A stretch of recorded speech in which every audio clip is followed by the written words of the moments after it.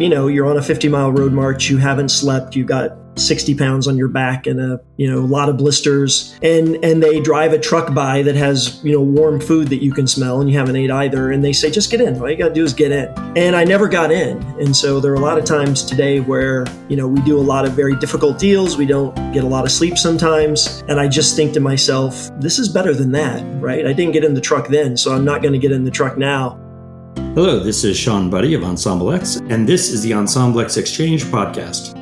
Today I'm talking with Rich Davis of Paul Hastings and our own Mike Armstrong about the environment for structured credit and how it has changed over the last decade. Rich Davis is a partner at Paul Hastings and co-chair of the firm's asset-based lending practice. With his team, he specializes in specialty lending, with a heavy emphasis in recent years on representing fintech originators and lenders to fintech originators in bankruptcy remote warehouse facilities, corporate loans, and forward flow and similar leveraged transactions.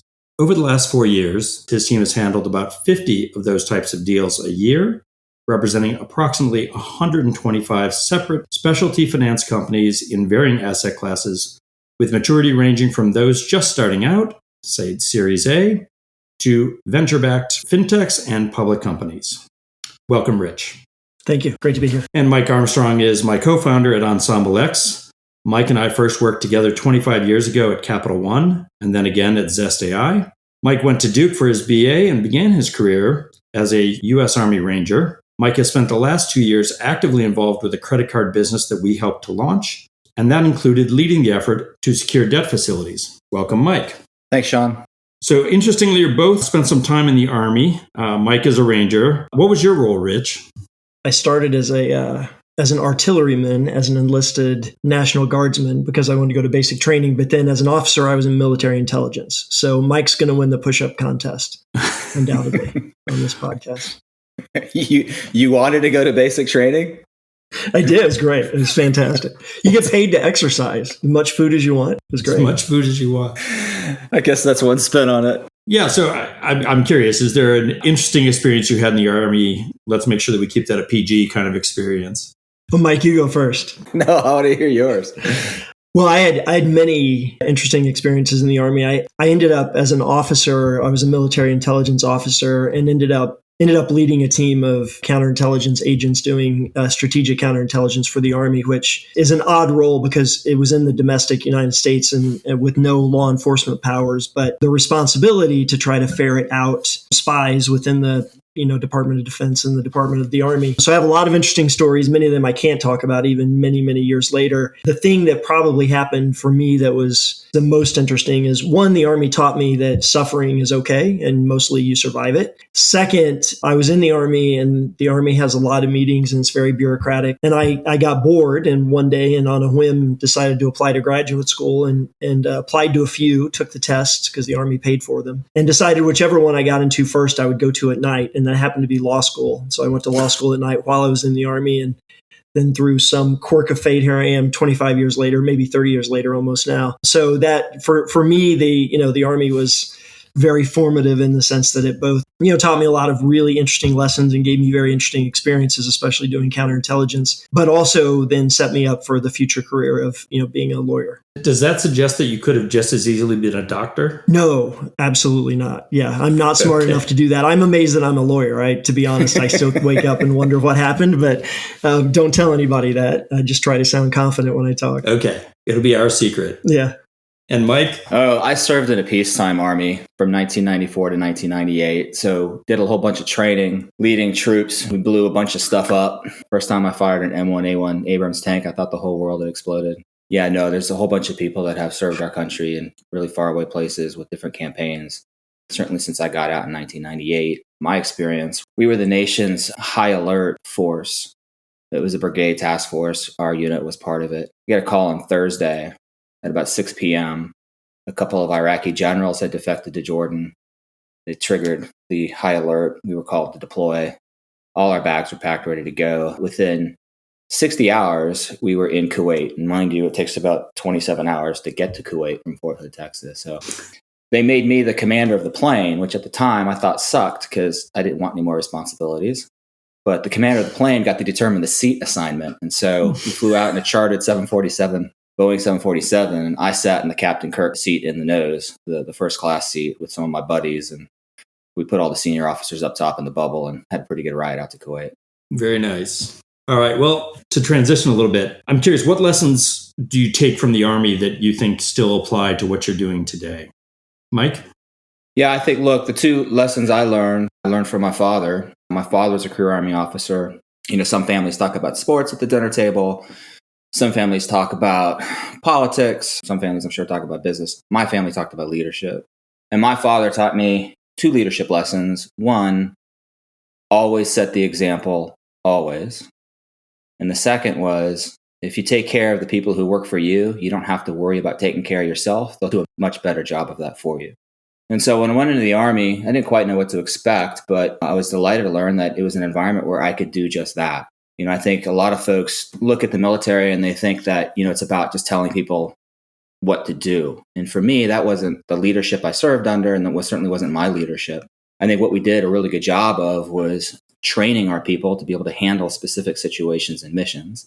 I think that's really important in the Army. I've certainly taken that, into my civilian career. Competence matters, right? But the other is, I hate to tell people what to do. What I want to share is a vision, and I want to share what we call in the Army commander's intent. And with really talented people that have the support that they need to do a job well, they'll take that and they'll run with it, and they'll amaze you with their ingenuity and creativity. In the military, marching towards the objective, and in the civilian world, accomplishing the intended business result. That's great. Thank you, Rich. The Army and the Officer Corps and the non-commissioned Officer Corps is very leadership focused. And so it is interesting. I think you get a lot of grounding in general leadership theory and practice. It's always been interesting to me, and maybe more in hindsight than it was at the time, because you wouldn't think in an organization where people are required to follow orders that training leaders how to get people to follow those orders is that important. But if you think of the scenario, luckily I was never in it, and hope none of our soldiers ever are, but you have to charge up the hill with your troops behind you against a fortified machine gun nest where they're firing at you. There's a lot of leadership that goes into getting those people to follow you. And so I very much second what Mike said, that leadership in general, and the notions of leadership and how you apply that in different circumstances was 100% the most of what I learned. There were some very specific lessons, that I learned also, and they're maybe more fragmented, but they still come back today during certain times of my life. For instance, a 50-mile road march, right, where you haven't slept for a couple of days. And everybody, depending on what school you're in with the Army, the goal of the instructor is to try to get you to quit. The easiest way to see who is willing to do the work and to stay in and get, have the fortitude to do what needs to be done is to, you're on a 50-mile road march, you haven't slept, you got 60 pounds on your back and a lot of blisters, and they drive a truck by that has, warm food that you can smell, and you haven't ate either. And they say, just get in. All you got to do is get in.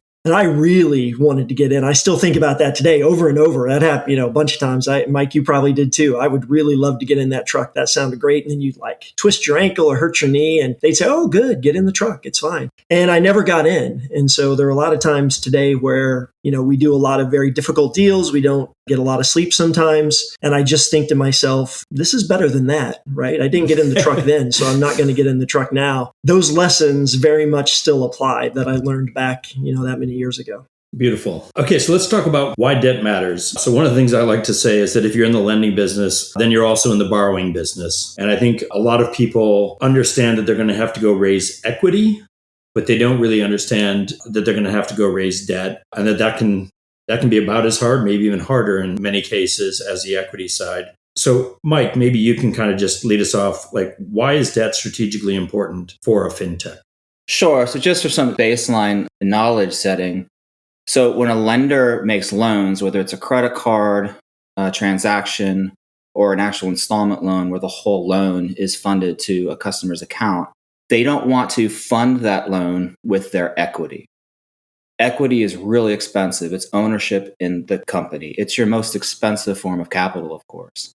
And so, they look for more attractive, less expensive, and sort of higher capacity, meaning bigger dollar sums of funding of capital to fund those loans. And the avenue that's opened up for early fintechs is to engage in the capital markets on the debt funding side.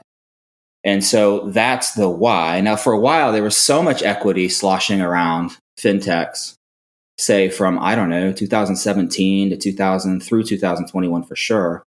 There were a lot of fintechs who didn't need to raise debt equity at first because they were able to raise so much money in their initial rounds that they actually funded the loan portfolio with their equity. But very soon, if successful, their growth would require them to find a different capital source other than equity. And that's why they would look to the capital debt markets. So look, it's, I think, analogous to, an airline. An airline can't run without fuel. And the fuel for a lender is debt capital, for sure. Yeah. And so just to make sure folks understand some of the kind of key terms here, there's obviously interest rate. People think a lot about interest rate.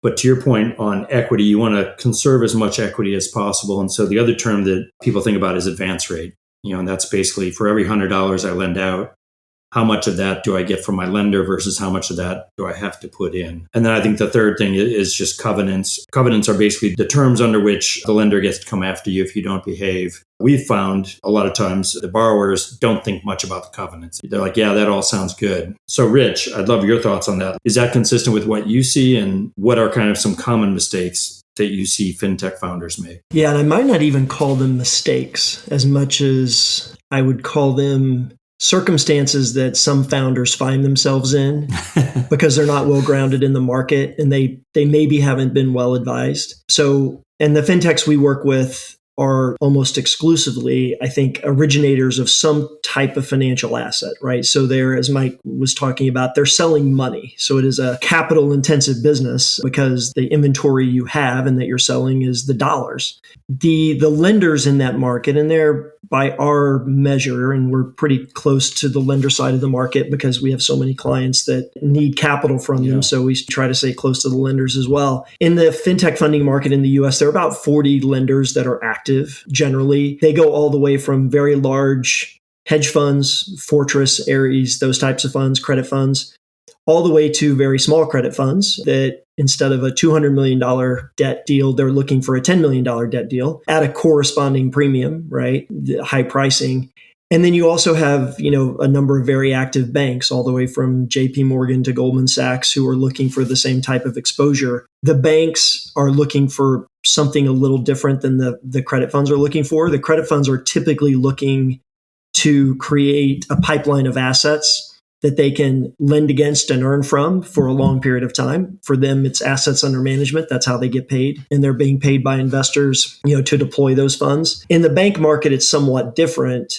The bank market, especially the big bank market, is typically looking for originators that they believe will graduate to the capital markets. Right. Because when they graduate to the capital markets, the banks can earn underwriting fees for the securitizations, for the IPOs. And so really they view that as an early stage. They can both deploy money profitably, put their balance sheet to work, but really then they can do what they love to do, which is earn fees from providing financial services to customers. And so very often with the banks, you'll see the banks at the point the company is mature enough to be in that market, you'll see the banks come in and say, I'll give you a $200 million loan, a warehouse loan, but I also want you to agree to mandate me as your lead arranger on your first securitization, or maybe your first 5 securitizations.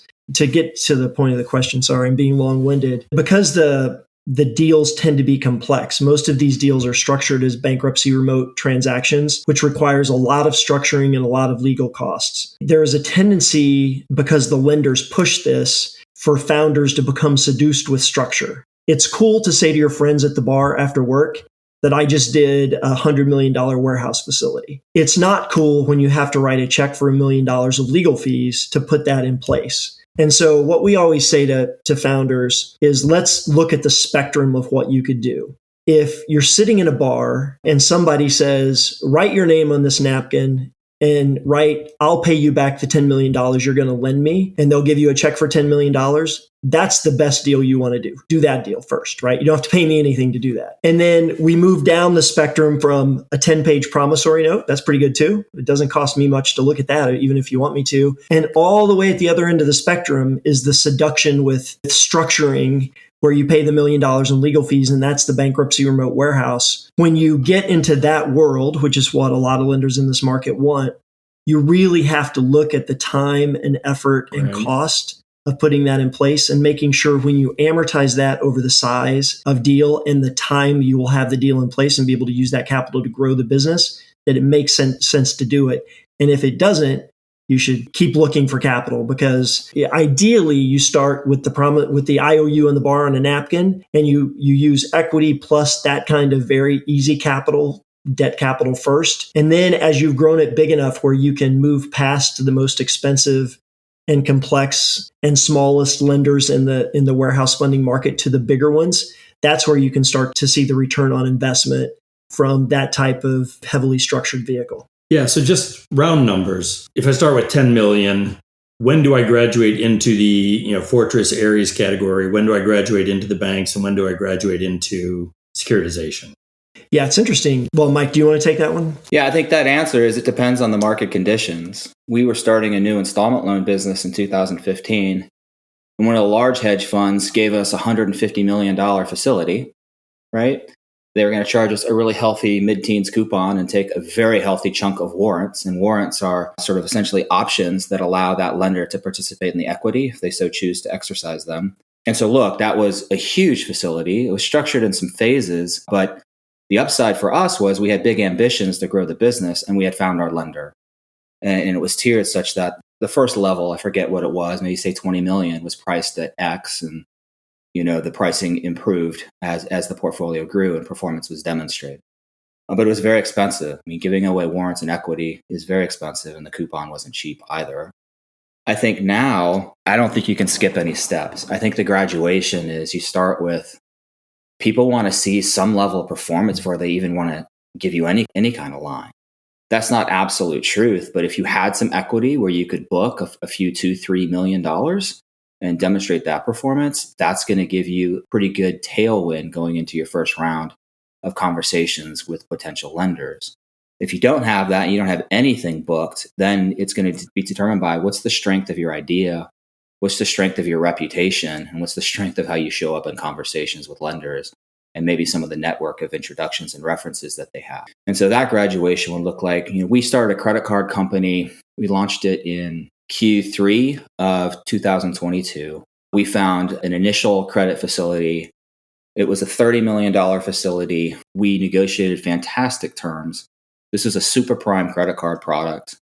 We got to 90% advance rate, which was, I think, market leading. Rich can correct me on that at the time.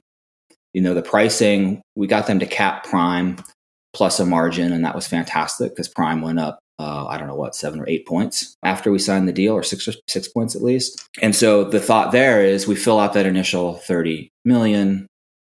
We pay careful attention when we strike that deal of what would it take to refinance. And, so I'd say from a lesson learned, a mistake that I see people out there, one, they don't know exactly what they're looking for. And two, in terms of what does their portfolio need? What's the size? What do they need now? What do they need a year from now? And how are they going to graduate? But they also don't understand the specific terms of, where around flexibility. If they want to refinance out, how much will it cost them? Are they locked into? Is there a non-call provision in the deal such that you can't bring in another lender for a particular point in time? So I think those are all things that, founders and, the people performing the capital markets role at fintech startups need to pay attention to. But in our case, look, we started with a 30 million facility. The vision was we'll get to 30 million and then we'll get a bank interested in us. And then that bank will give us a facility of up to, $100-200 million.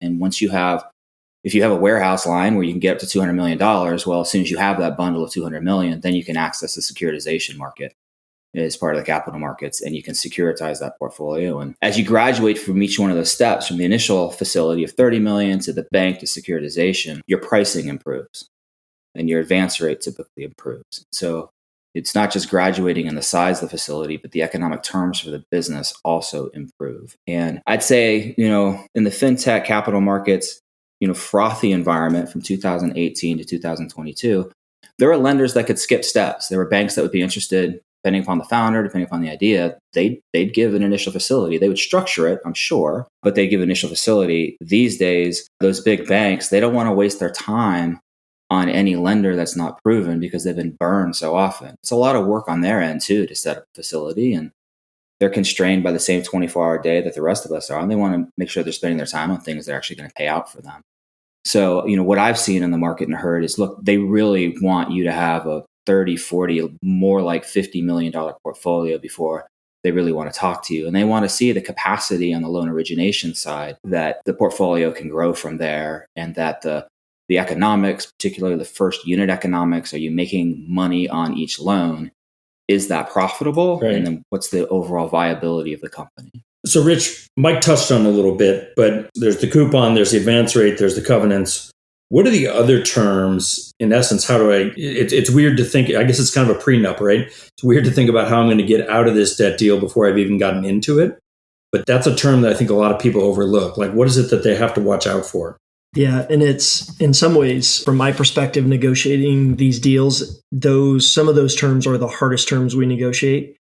We've had a number of deals where we may be done with the documents after 3 months, but it'll take us another month just to finalize the negotiations around what a lot of people call the exclusivity requirements. And that tends to go hand in hand with right of first refusals, those types of provisions.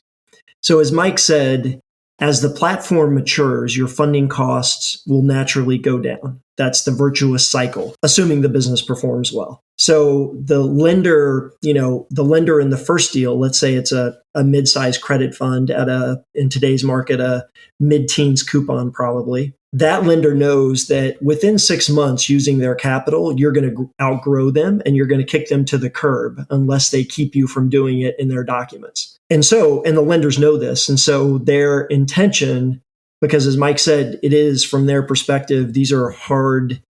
There's a lot of analytics that go into putting these in place, and there's a lot of work, and they can only do so many deals a year. And so they're going to want a certain amount of time with assets under management where they can earn on those assets before you kick them out. So the lenders tend to focus. There's 3 things that really are hard to negotiate besides the economics. One is, what is the tenor of the deal? So from my perspective, if you're doing your first deal in fintech, most of the time, for most types of companies, the perfect tenor is about an 18-month to 2-year deal. That gives you enough time to earn back all the fees you paid and time you put in upfront to do it. But it's not so long. At about 18 months, in my experience, over kind of hundreds of companies like this, at about 18 months, you're at an inflection point where you can move to a different tier of lower cost capital provider. And so what the lenders will try to do is they will come in and say, well, I'll take all the risk with you in the early days, but I need a 4-year deal, right? And so if we assume that I'm right or in the ballpark of right, that 18 months is about the time you hit that inflection point, you're giving them at a pretty high price another 2.5 years of more than you would otherwise have to pay if you give them that type of long tenor. So sometimes, the way to negotiate that is to say, no, I only want 2 years. If the lender won't do that, the other way you can negotiate that is to say, I'll give you 2 years, but after 2 years, you're going to have to drop the interest rate because my business will have outgrown you. So you can try to reprice it up front in the documents. So that's one thing. The other 2 things go together: ROFR, right of first refusal, and exclusivity. Same idea. The lender says, and this is very prevalent among the lenders, that, let's say, just to pick an example, Fortress. Fortress is a lender that might start relatively early at a higher price, but because they're a very large credit fund, they have buckets of money they can pull from at lower cost. So they can grow with you all the way from early days all the way to almost the point where you're in the bank market at a lower cost. So what a firm like that will say is, okay, I'll do your first deal, but over the next either the term of the deal or over the next 3 years or whatever's negotiated, I want the right to match any other offer that you get from another lender so that you can't replace me without me having a say-so. So in some ways, that's a very efficient mechanism for a borrower, because if they match the other guy's prices, then you're in the same spot. The downside of that type of ROFR is that there comes a point in the company's life cycle where funding diversity becomes important. You're never going to have it in the early days because you'll have one debt lender. You don't have enough origination volume to have more. But at the point where you can have to, sometimes having to is a good choice. If they have a ROFR, it might be that you keep them in for another couple of years and you wait to get that diversification until year 4. But the reason you need the diversification is if one of those facilities blows up, having another one can save your business, and you make sure they don't cross default to each other. The final point is exclusivity. The lender will say along the same lines, all of your eligible assets have to be put into my facility and financed with me until I am full or almost full. And the reason they do that is, again, the minute you hit 6 months in, you'll just take your assets and finance them with their friend down the street who will do it at a much lower cost and a cost that they can't match with their ROFR. So they're trying to stop you and ensure that if the business is successful originating good assets, they're going to get those assets in and they're going to be financing them. Those can become very tricky provisions because let's put ourselves in the perspective of a venture capital funded fintech. When you're a venture capital funded fintech, you have to grow. It is imperative. That's what the equity dollars are there for. If you get too tied into a lender with ROFR and exclusivity and the lender says, I really love your business, but I'm only willing to fund products that meet this very narrow criteria, your growth mandate from your equity might require you to be outside of that criteria. And so you have to be very careful not to be too locked into a lender and to their box, because you may need to you may have great opportunities to grow the business in a place where there is a risk profile that lender does not like. And you can't give up your ability to do that. Otherwise, you'll never raise your next round of equity. Yeah, so there's one other term, Mike, that I became familiar with when we were doing this for the credit card business 2 years ago, the MOIC. Can you explain what that is and why someone should care about it? Rich, what the acronym is? It minimum on invested capital? Is that what it stands? Yeah, multiple on invested capital. Yeah. So a MOIC was introduced to us in our term sheet. We didn't know what it was. So we asked people, including Rich, what is this? It's a term that the lender puts in so that if you do refinance them before the facility terms out, before it expires, that they get paid. Do I have that right, Rich? Yep, that's exactly right. It'll be something like, if you prepay us before the end of the term, even if you prepay us at the end of the term, you guarantee that we will earn a multiple on our invested capital of, say, 1.4. Right. So depending on your interest rate and depending on the term of the deal, you may meet that naturally depending on your originations, but you may not, in which case at the end of the deal, you have a big fee you have to pay. Or if you prepay them early, you have a big fee you have to pay. Yeah. 1.4, yikes. Right. So if you just use that capital, right, no one's paying a 40% coupon. Or if they are, I hope that's a true statement. But we were in the kind of low to mid teens, and what the MOIC looked like kind of matched our coupon, which made sense to me because, look, they need to get paid. And for a period of time, if I don't use the facility for the full length of term, for them to sort of get, what they thought they were going to get out of the deal made sense. And look, from our timeline horizon, make sure you know what your business needs and then get the terms aligned around your business needs. And so we were signed up, we thought we'd use this facility for about 18 months. But the MOIC was for a 12-month period, and I knew darn well that we would whatever money we drew in the facility, we were going to use for at least or about 12 months. So the sort of the real cost of the MOIC, or the potential real cost of the MOIC, was going to be pretty de minimis to us. But those are all things, again, understand what you need, align the terms, and then do your best to manage the trade-offs around the deal that you struck.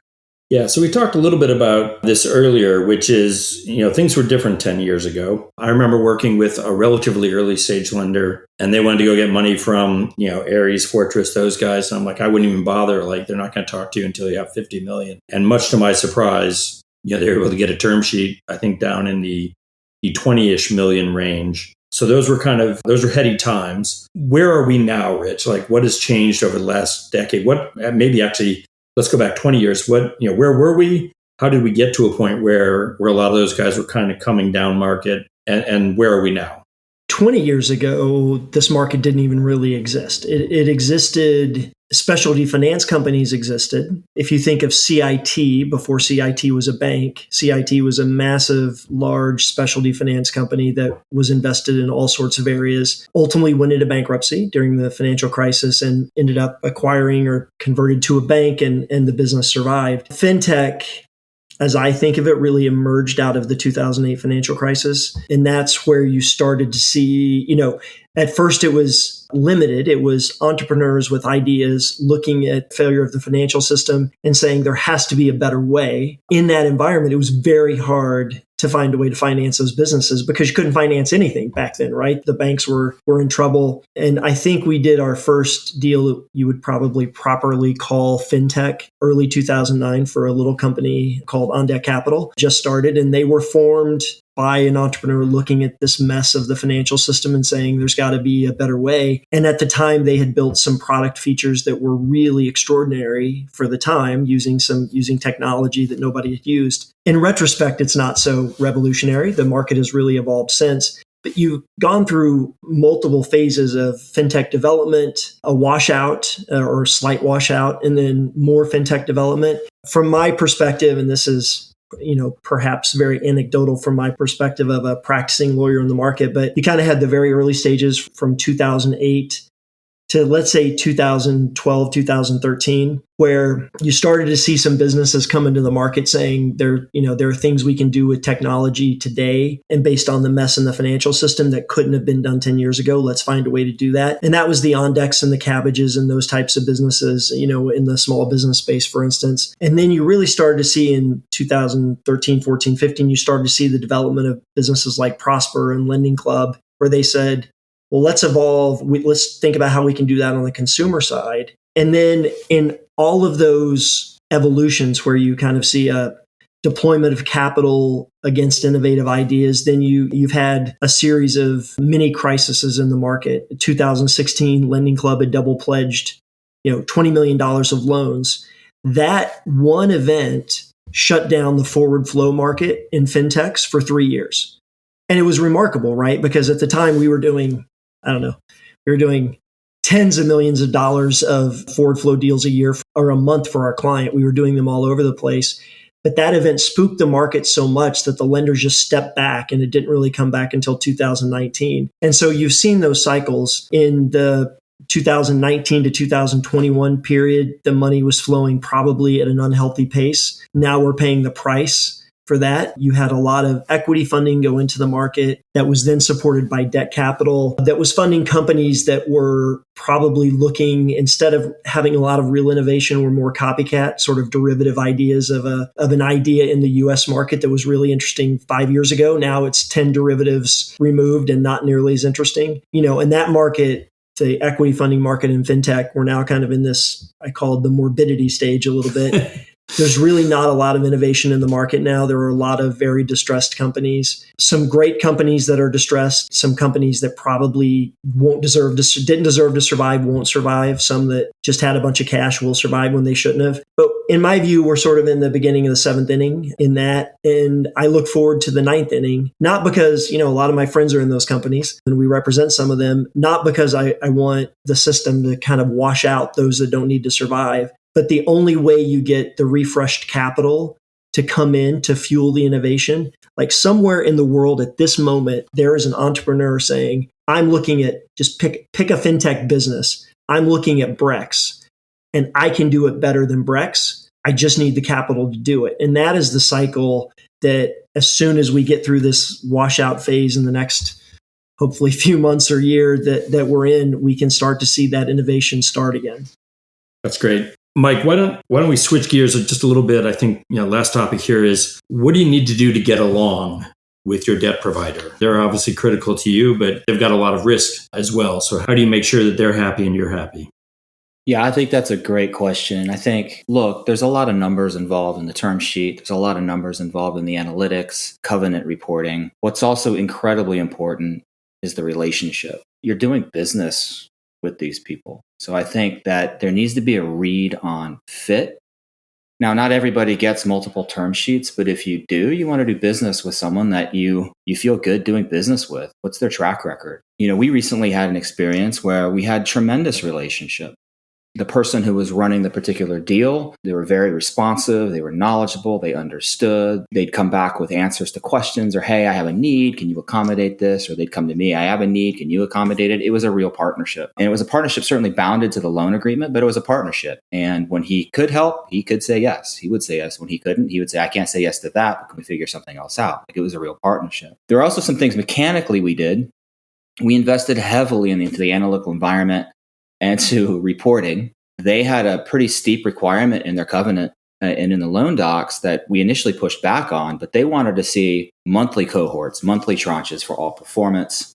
And so rather than just reporting a portfolio aggregate or quarterly aggregate of originations, we had to organize and capture everything by months. Now, from an analytical perspective, that's great. That's how we'd probably look at it anyway. It just added a little bit more tax in terms of effort. But we were able to accommodate that, and we got our analytical reporting incredibly tight. So much so that we oftentimes, the person we had driving our reporting back to our lender, she was educating them on sort of the reporting that they had asked for and why it mattered and how we were perfectly compliant with it. So I think it was a really fantastic relationship. And to the extent you can get that, that's great. I've been involved with some deals before. In an earlier company, we had, Shawn and I were part of a startup in LA.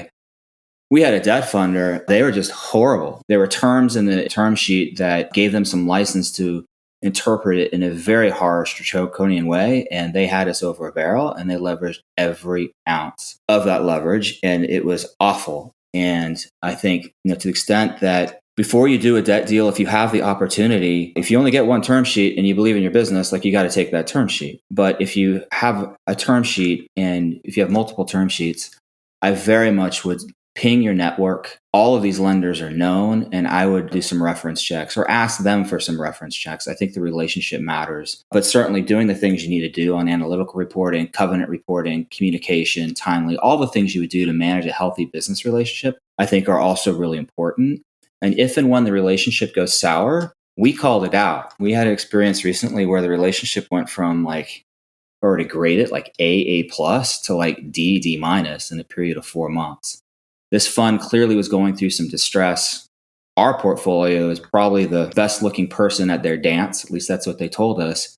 But something was going on, and they wanted to make wholesale changes to our loan agreement that we weren't on board with, and the accompanying full sort of, onslaught of attorney time and attorney fees associated with that. So what we ended up doing there is we just called it out and said, hey, don't know what's going on your end, but this isn't going to work for us. And the term of our facility was expiring, and we had another facility coming on board. We let the facility expire, and we said, we're sort of done. Yeah, I think that highlights, what Rich said before. You really, when you're big enough, you really want to have two partners. Yes, I very clearly remember back in our prior business where they didn't fund us in arrears, and it was an existential crisis. Our investors stepped up and carried us through, but it was not a fun time. I'll leave it there. And with that, I want to thank you both for joining me today. So thank you, Rich. Thank you, Mike. Thank you. Yeah, thank you. You can follow Ensemble X, Mike Armstrong, and Rich Davis on LinkedIn. You can also visit us at ensemblex.com, and you can find the Ensemble X Exchange podcast on all major platforms. Thank you all for listening in today, and we look forward to seeing you soon.